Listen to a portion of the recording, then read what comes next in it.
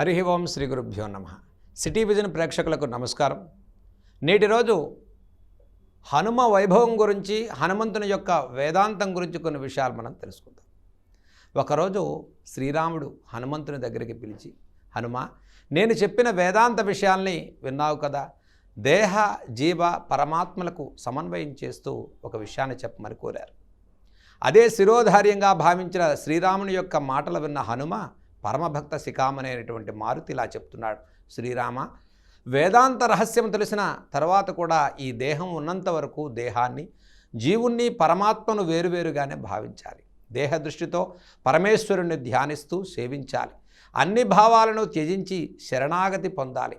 ఇతరులకు ఉపకారం చెయ్యాలి. వారు కూడా భగవంతుడి స్వరూపంగా భావించాలి, సేవించాలి. ఇలాంటి దానినే భక్తి లక్షణంగా మనం చెప్పుకుంటాం. ఇదే విశిష్టాద్వైత సిద్ధాంతం. జీవుడు వేరు, పరమాత్మ వేరు అని భావిస్తూ భగవంతుని స్మరిస్తూ, భగవంతుని పూజలు చేస్తూ, భగవంతుని మూర్తులను చూసి ఆనందిస్తూ ఉండటం ద్వైతం అంటారు. జీవుడు పరమాత్మ ఒక్కరే, ఎందులోనూ భేదం లేనిది అనేది లేదు అనే భావనలో ఆచరణలో చూపించడం జ్ఞాన లేక విజ్ఞాన లక్షణంగా చెప్తాం. ఇది అద్వైత భావన. దేహబుద్ధ్యాతు దాసోహం, జీవబుద్ధ్యాతు త్వదంశశః, ఆత్మబుద్ధ్యాతు త్వమేవాహం ఇది మే నిశ్చిత అని శాస్త్రం. రామ, దేహ దృష్టిలో నేను నీకు దాసుణ్ణి, జీవదృష్టిలో నీవు పరమాత్మవు, నీ అంశచేత నేను జీవస్వరూపుడిని, పరమాత్మ దృష్టిలో నీవే నేను, నేనే నీవు. ఈ మూడు లక్షణాలు నాలోనూ నీలోనూ కూడా ఉన్నాయి. ఇంకా భేదానికి అవకాశమే లేదని సృష్టిపరిచాడు హనుమ.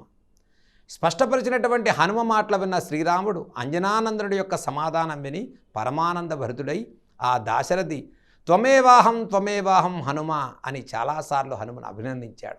యత్రాస్తి భోగో నహి తత్ర మోక్షః, యత్రాస్తి మోక్షో నహి తత్ర భోగః, శ్రీమారుతి సేవన తత్పరాణం భోగశ్చ మోక్షశ్చ కరస్థ ఏవ అని మనం చెప్పుకున్నట్లయితే అక్కడ ఏమై ఉన్నదని అర్థం అంటే, ఎక్కడ భోగం ఉంటుందో అక్కడ మోక్షం ఉండదు, ఎక్కడ మోక్షం ఉంటుందో అక్కడ భోగానికి అవకాశమే లేదు. కానీ శ్రీ హనుమ సేవాతత్పరులైనటువంటి వారికి భోగము మోక్షము రెండూ తప్పక లభిస్తాయి అని శ్రీరాముడు వరమిచ్చాడు. దానిని వెంటనే ఆంజనేయుడు, నువ్వు శివుడువు, నేను భద్రుణ్ణి, నీకు నాకు భేదమే లేదని చెప్పాడు. మరి ఇటువంటి బ్రహ్మాండమైన విషయాన్ని, చక్కటి రహస్యాన్ని, హనుమ యొక్క చరిత అంతర్గత విషయాలు మనం ఈరోజు తెలుసుకున్నాం. మరి హనుమంతుని యొక్క నామం, హనుమంతుని యొక్క కీర్తన, హనుమంతుడి యొక్క సేవ, మరి జీవ పరమాత్మ మోక్షానికి మార్గాలిచ్చేటువంటి ఈ సేవ, మరి హనుమంతుని యొక్క అనుగ్రహాన్ని, శ్రీరాముని యొక్క అనుగ్రహాన్ని పొందేటువంటి ఈరోజు ప్రతి ఒక్కరూ హనుమ యొక్క దర్శనాన్ని, శ్రీరాముని యొక్క నామాన్ని కీర్తించి విశేష ఫలితాలు మనం పొందుదాం. సర్వే జన సుఖినో భవంతు.